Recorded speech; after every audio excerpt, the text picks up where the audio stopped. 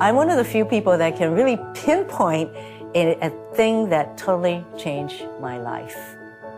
I was born in Japan, lived on a little rice farm.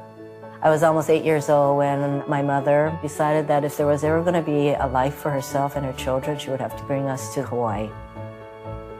We came in steerage with one suitcase. That's how poor people come to our country.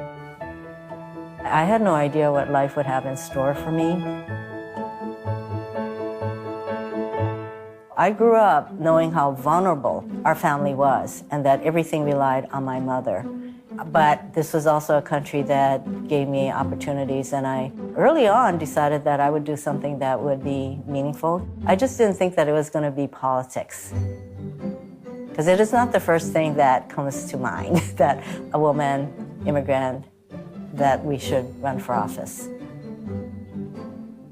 It takes a lot for a woman to get to the U.S. Senate. Nobody hands these seats to us. And we're fighting very big battles to get to where we are.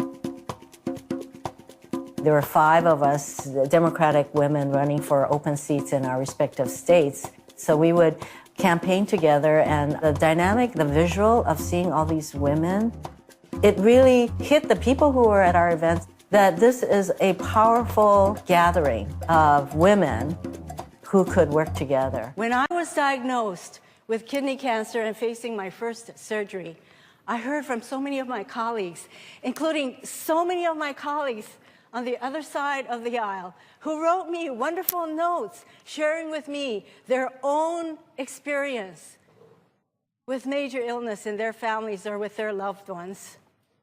You showed me your care.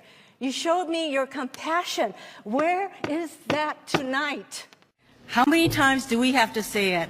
How many times do we have to tell President Trump, you have it within your power to change this policy? Because for one thing, he implemented this policy. He can change it. So, Mr. President, have a heart for a change. Take that goddamn pen of yours and do away with this horrendous, inhumane policy of yours that rips children from the arms of their parents.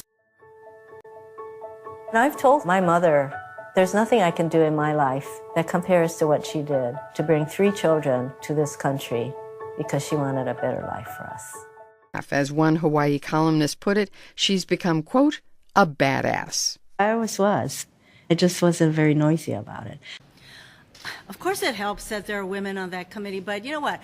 I expect the men in this country and the men in this committee, and many of them, believe me, because we all signed on to this letter to demand an FBI investigation, but really, guess who's perpetuating all of these kinds of actions? It's the men in this country, and I just want to say to the men in this country, just shut up and step up.